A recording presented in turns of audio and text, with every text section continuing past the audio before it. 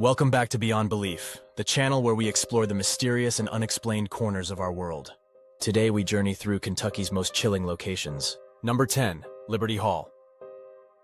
Liberty Hall, one of the oldest brick structures in Frankfort, Kentucky, has a history that dates back to 1786 when General James Wilkinson first purchased the land. Wilkinson laid out the entire town, even naming streets after his friends, before selling the 4-acre site that includes Liberty Hall to local resident Andrew Holmes. In 1796, Holmes sold the land to Senator John Brown, who began construction on a home shortly thereafter, even though he spent much of his time on business in Philadelphia. The hall, built from clay fired on site, has stood the test of time and is now known for its architectural and historical significance. In 1835, John Brown divided the property between his sons. His elder son, Mason, inherited Liberty Hall, while his younger son, Orlando, received the Orlando Brown House, which was designed by Gideon Shyrock, the architect behind the Kentucky State Capitol. The construction of the Orlando Brown House cost $5,000, a significant sum at the time. Liberty Hall is not just known for its history, but also for its hauntings, particularly that of the Gray Lady. This spirit is believed to be Margaretta Varick, the aunt of John Brown's wife, Margaretta Mason Brown. Margaretta Varick traveled from New York to visit her niece in Frankfort, but tragically passed away 3 days after her arrival on July 28, 1817. The exact cause of her death remains a mystery, with theories ranging from cardiac arrest to sheer exhaustion. The first reported sighting of the Gray Lady occurred in the 1880s when Mary Mason, a family member, awoke to find a tall woman in gray standing by her bed. This unsettling encounter repeated over several nights, with the figure vanishing before anyone else could see her. Since then, numerous family members and visitors have reported seeing the Gray Lady in various parts of the house, including on the staircase, in windows, and outside the building. Despite her eerie presence, the Gray Lady is said to be a benevolent spirit, watching over the house and its guests. Liberty Hall is home to other restless spirits as well. One such ghost is believed to be a Spanish opera singer who vanished during a grand party at the hall in 1805. Last seen walking towards the river in the garden, she never returned, leading many to believe she was abducted.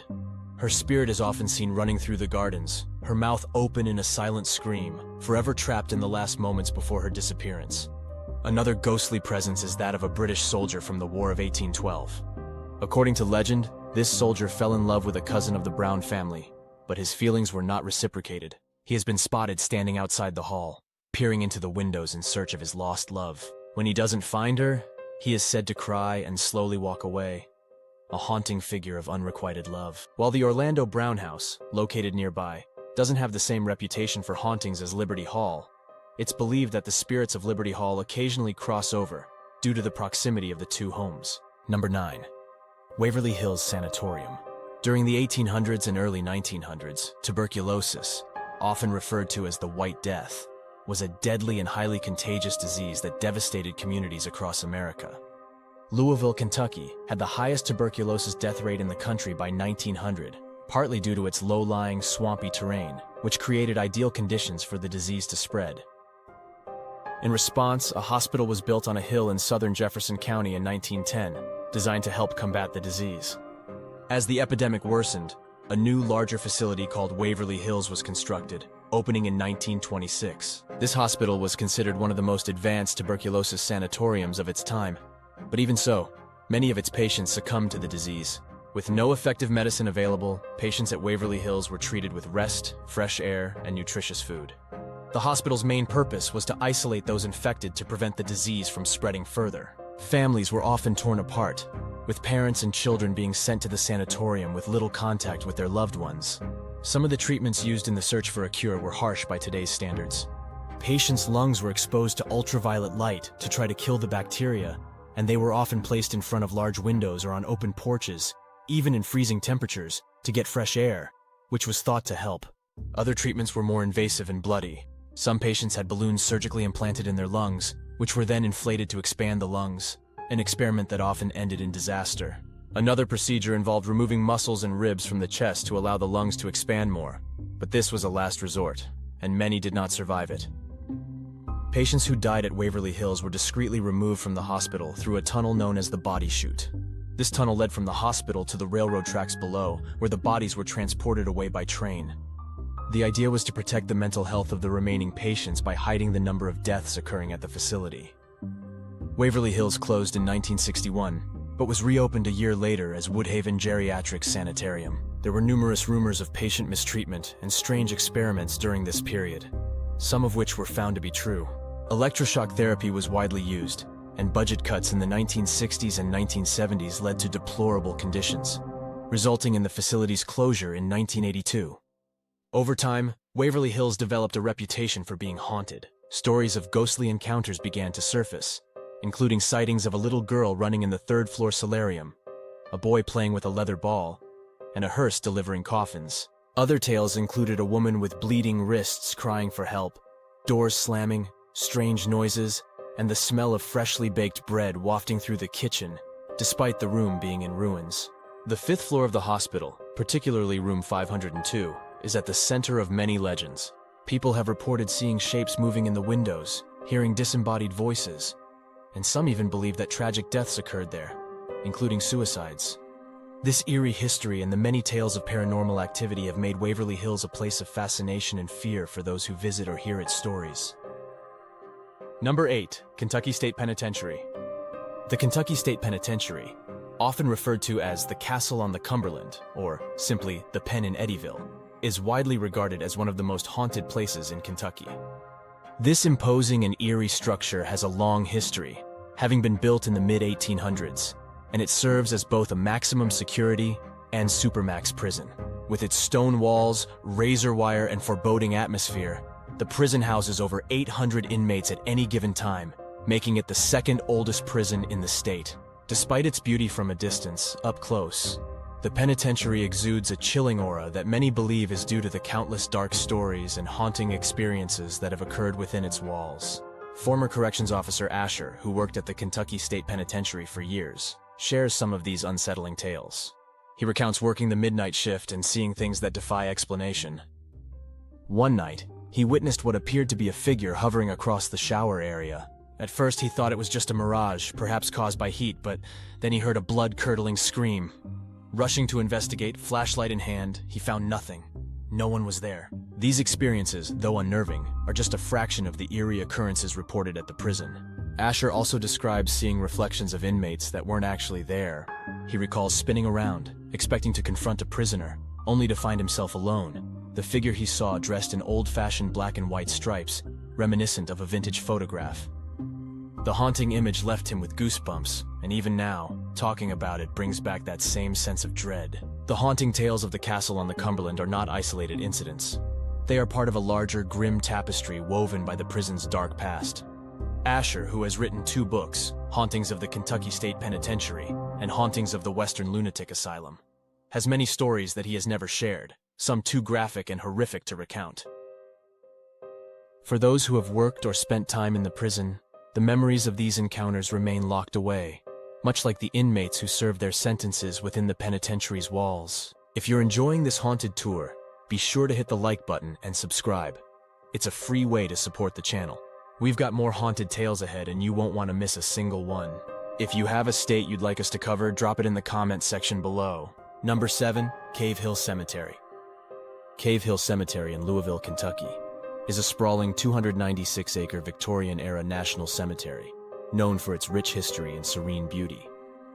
As the largest cemetery in Louisville, it's the final resting place for over 100,000 souls, including many notable Kentuckians, such as Colonel Harlan Sanders, Muhammad Ali, Bourbon Barons, and Meriwether Lewis Clark, the grandson of the famous explorer. The cemetery is renowned for its elaborate stone and bronze statues that adorn many of the graves, adding to the eerie atmosphere that envelops the site, especially as dusk settles in. The cemetery is a place of solemn beauty during the day, but as night falls, it takes on a more mysterious and unsettling character. Many visitors have reported seeing green orbs floating among the headstones at night, a phenomenon that has fueled countless ghost stories. One particularly enduring tale is that of a mysterious woman who appears at dusk, tenderly tending to the graves of children buried in the cemetery. Her ethereal presence has been noted by many, adding to the aura of mystique that surrounds Cave Hill. In addition to the visual apparitions, Cave Hill Cemetery is also steeped in the history of the Civil War, with many soldiers from both the Union and Confederate armies buried within its grounds. On quiet evenings, some visitors claim to hear faint whispers carried in the wind, as if the voices of those long gone are still echoing through the cemetery. These experiences have made Cave Hill a place of both historical significance and ghostly lore, attracting those who are drawn to its beauty as well as its haunting tales. Number 6. Camp Taylor. In 1917, Louisville won the bid to become the site of a significant military training camp, beating out several other nearby areas. Camp Zachary Taylor, named after the 12th U.S. president, was established on 2,000 acres of former farmland and included 1,500 buildings. The location was chosen due to its proximity to a large artillery range, which would eventually become Fort Knox. Surprisingly, Camp Taylor was considered a desirable assignment for many soldiers at the time. The camp offered decent accommodations, hot meals, and even laundry service, luxuries that were not always guaranteed in military life. However, despite these comforts, the camp was not immune to the harsh realities of disease. The flu pandemic of 1917 to 1918 struck Camp Taylor hard, with around 1,000 people dying within just a 3-week period. This tragic loss is often cited as the source of the paranormal activity reported in the area today. Residents of the Camp Taylor neighborhood, built on the former campgrounds, have reported seeing ghostly soldiers roaming the streets, seemingly lost in time. These apparitions are often seen marching in formation, as if still performing their duties from over a century ago. Some claim to have witnessed smaller groups of soldiers marching down the residential streets that now occupy the space where barracks once stood. In addition to the ghostly soldiers, there are also reports of a Victorian-era woman who appears at night, dressed in a blue dress with blonde hair. She is said to wander the streets of the old camp, and those who encounter her speak of her icy glare that sends chills down the spine. Her presence adds another layer of mystery to the already haunted atmosphere of the area. Though Camp Zachary Taylor was short-lived, and most of its structures were dismantled after World War I, with the wood repurposed into houses, the lingering spirits of those who passed through its gates seem to remain. Today, only a few remnants of this historic training camp survive, but the stories of its ghostly past continue to captivate and haunt those who live in the area. Number 5. Bobby Mackey's Music World. In 1850, a large slaughterhouse and meatpacking facility was built on the same site where Bobby Mackey's Music World now stands. This slaughterhouse served northwestern Kentucky and nearby Cincinnati, Ohio. At the lowest part of the building, a well was dug to hold the blood, guts, and waste from the slaughtered animals. Some researchers believe that after the slaughterhouse closed in the 1890s, the site became a hub for satanic cult activity. It's speculated that animals, and possibly humans, were sacrificed in ritualistic ceremonies near the well. One of the most infamous events associated with this site is the 1896 murder of Pearl Bryan, a 22-year-old woman from Greencastle, Indiana. Pearl's headless body was found in a field less than 2 miles from the slaughterhouse. Pearl had been pregnant, and her boyfriend, Scott Jackson, a dental student in Cincinnati, urged her to come to the city where he could arrange an abortion. Jackson and his roommate, Alonzo Walling, attempted the procedure themselves, but it went horribly wrong. In a desperate attempt to cover up the crime, they decapitated Pearl and left her body in the field. However, they overlooked the fact that Pearl's shoes were still on her feet, which led to her identification. Alonzo Walling, while awaiting his execution, vowed to haunt the area forever. Pearl's severed head was never found, and some speculate that it was used in one of the dark rituals that were rumored to take place in the slaughterhouse basement. The slaughterhouse was eventually demolished in the early 20th century, and the lot remained vacant until the 1920s, when a new building was constructed. This building became a casino, nightclub, and speakeasy during Prohibition. When Prohibition ended in 1933, E.A. Buck Brady purchased the building and named it the Primrose. The club thrived for over a decade until Cincinnati mobsters began pressuring Brady to sell. When he refused, violence ensued, with threats and fights breaking out in the parking lot. In 1946, after Brady drew a gun on a mobster named Albert Red Masterson, he was charged with attempted murder and was forced to leave the casino business. In the 1950s, the building reopened as a nightclub called the Latin Quarter. Johanna, a dance hall girl and the daughter of the nightclub's owner, fell in love with a singer named Robert Randall who performed at the club. When she became pregnant, she planned to run away with him, but her father forbade the relationship. Using his criminal connections, he had the singer killed. Distraught and heartbroken, Johanna poisoned her father and then took her own life in the basement of the building. Interestingly, Bobby Mackey's full name is Robert Randall Mackey, adding an eerie connection to this tragic story. By 1978, after a series of fatal shootings, the nightclub was shut down by local authorities. Despite its closure, the dark history and chilling legends surrounding Bobby Mackey's Music World continue to attract curious visitors and paranormal enthusiasts. all eager to experience the eerie atmosphere of this infamous location. Number 4. Old Talbot Tavern. Built in 1779, the Old Talbot Tavern in Bardstown, Kentucky, has a rich history as the final stagecoach stop for travelers heading west, when Kentucky was still part of Virginia. Weary voyagers would arrive at the tavern on foot or horseback, seeking food, drink, and a place to rest for the night. Some visitors extended their stays, including notable figures like King Louis Philippe, who stayed long enough to have murals painted on the walls of his suite, and John James Audubon, who lived at the inn for a couple of years and paid his rent by gifting the tavern owner some of his treasured artwork.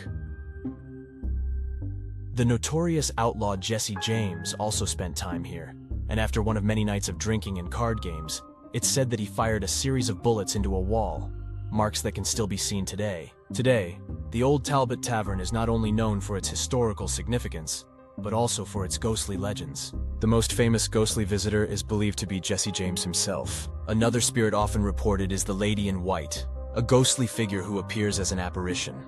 Guests and locals alike have reported seeing round balls of light, or orbs, moving around rooms at night, as well as sudden flashes of light with no apparent source. Other eerie occurrences include objects moving on their own, such as forks and glasses sliding across dining tables without being touched, and keys mysteriously disappearing from the front desk only to be found later down the hall. Furniture has been known to jump up and down for no apparent reason, and shadows have been seen emerging from dark corners, only to disappear once they step into the light. Strange sounds are also frequently heard, such as unexplained music, clocks chiming late at night, doors opening and closing on their own, and footsteps echoing throughout the building at all hours. Some have even heard knocking on doors, only to find no one there when they open them. An old piano has been heard playing by itself, and voices have been heard calling out from empty rooms. One particularly chilling story comes from a former bookkeeper at the tavern. One night, as she was closing up and heading upstairs to secure the day's earnings in the safe, she saw a man in a long coat walk across the top landing. At the same time, the cook also saw the stranger. Surprised, as no one else was supposed to be in the building, they both followed the man through several rooms, eventually seeing him go through the fire escape door. When they opened the door, they found him standing on the landing. He turned to face them, let out a hideous laugh, and then vanished right before their eyes. Weeks later, while watching a TV special, the bookkeeper saw a picture of Jesse James and realized with shock that it was the same face she had seen that night. Since then, the ghost has been known as Jesse James. The Old Talbot Tavern remains a popular destination for those seeking a glimpse into history. Number 3. Perryville Battlefield. Perryville, a small town nestled in central Kentucky, carries with it a history steeped in tragedy. Known primarily for its significant Civil War battlefield, Perryville offers visitors a glimpse into the past while embracing a vision for the future. However, this charming town holds more than just history. It is also known for its ghostly tales, with stories of hauntings that span the town, battlefield, and surrounding buildings. Perryville was the site of the bloodiest Civil War battle in Kentucky, with over 7,600 soldiers killed, wounded, or missing. Today, the town and battlefield are preserved as historic sites, often hosting reenactments that bring the events of that time to life. While these reenactments are meant to educate and honor the past, some believe that the spirits of those who once lived and fought here still linger, adding an eerie layer to the town's history. The battlefield itself is said to be haunted by the spirits of soldiers who roam the grounds, perhaps reliving their final moments. But the ghost stories don't end there. Many shops, restaurants, and historic buildings in Perryville have their own tales of the supernatural. The Elmwood Inn, now a private residence, was once a hospital during the Civil War. The original floors, which remain to this day, are said to still bear the stains of blood from the countless soldiers treated there. Over the years, the building has also served as a school, a well-known restaurant, and a tea house, each chapter adding to its haunted reputation. The Dye House, built in 1898, still stands today, though it is currently closed to the public. There are plans to restore this historic building, and those involved in its restoration are sure to uncover more ghostly tales as they bring the home back to life. In a town like Perryville, where so much blood was shed and so many lives were lost, it's no wonder that stories of ghosts and spirits abound. Despite its haunting past, Perryville remains a charming and mysterious destination, inviting visitors to explore its historic streets and perhaps encounter a ghost or two along the way. Number 2. Devil's Point. If you live in or near Louisville, Kentucky, you've probably heard the eerie tales of Sleepy Hollow Road, a winding two-lane blacktop near the town of Prospect in Jefferson County. This road, with its tree-lined canopy that blocks out even the light of a full moon, is a favorite for those seeking a thrill. The drop-off is steep, plunging over 30 feet to the bottom in some places, making it a road best traveled with caution. The history of this area goes back to the early 19th century when settlers first arrived in this corner of northern Kentucky. However, most of the spooky stories associated with Sleepy Hollow Road are of more recent origin, likely fueled by generations of young people seeking out the dark and creepy places by car. One of the most famous legends involves a mysterious black hearse. It starts innocently enough. Headlights appear in your rearview mirror, coming up fast. At first, you might think it's the police about to pull you over, but as the car gets closer, you realize with horror that it's a hearse, its windows tinted black. The hearse pulls up beside you, and just when you think it can't get any worse, it presses sideways into your car, forcing you off the road and down the embankment. This story feels more suited to the era of automobiles than the days of horse-drawn buggies. The proximity of Harrods Creek Cemetery to the road might offer an explanation for why a hearse would be traveling this route in the first place, but it's also a convenient excuse for why a driver might find themselves at the bottom of a ravine. Another unsettling legend tells of a strange time warp experienced by some who drive through Sleepy Hollow. As they leave the valley, they find that hours have passed instead of just minutes. This could be chalked up to the disorienting effects of the road, or perhaps something more supernatural. Hearses, once their professional life is over, often end up in the hands of private owners, many of whom have a more morbid disposition than your average driver. It's not hard to imagine such a vehicle being used in eerie tales like this one. And then there's the legend of Devil's Point, an area just off Sleepy Hollow Road that was supposedly the site of satanic rituals and black masses from the 1970s to the 1980s. Residents would report hearing ominous chanting and the screams of sacrificial victims breaking the stillness of the night. Some brave souls who ventured into the woods spoke of bonfires and figures in black robes carrying on in the firelight. There, too, the eerie atmosphere and dark legends seemed to take on a life of their own, becoming intertwined with the place itself. Number 1. The Pink Palace. This 1891 pale chateau-esque Victorian mansion, with its intricate details and pointed steeples, beautifully mimics the French chateaux of the era. The mansion boasts a double-arched staircase that connects all the floors, stunning Victorian designs, parquet floors, and observation windows that offer panoramic views of the surrounding area. Interestingly, this mansion didn't start out as the elegant residence it is today. Originally, it was a red brick gentleman's club and casino where locals could sit, smoke cigars, drink brandy, and chat. For those with more dubious intentions, there were upstairs rooms where they could discreetly meet with local ladies of the evening. A few years later, a southern gentleman named Avery purchased the building and turned it into a private family home. In 1910, the mansion changed hands again, and the new owners gave it its distinctive pink hue. Avery, however, decided to stay behind, even after his death. Avery's ghost is known to make rare appearances, but when he does, it's usually a sign that something bad is about to happen. He's described as a white-haired gentleman who shows up right before disaster strikes. One story tells of a woman who saw Avery's apparition while she was taking a bath. She jumped out just in time to avoid being hit by a cinder block that came crashing through the window. In another tale, Avery appeared in the kitchen moments before it caught fire due to faulty wiring. People who see him tend to flee, and in doing so, they often escape harm. While Avery's appearances might seem ominous, they actually serve as a warning that ends up saving lives. Though his ghostly presence is unsettling, Avery seems to be a protective spirit, making sure that those who see him avoid impending danger. Thanks for joining us on this ghostly journey through Kentucky. I want to hear your ghost stories. I'll be starting a Reddit page for Beyond Belief. Also, you can send me an email with your stories. Your stories might make it into a new video series we are starting. Don't forget to like, subscribe, and hit the bell icon for more videos from Beyond Belief. It helps out a lot. Thank you to all of our subscribers. Until next time, guys, keep exploring the unexplained.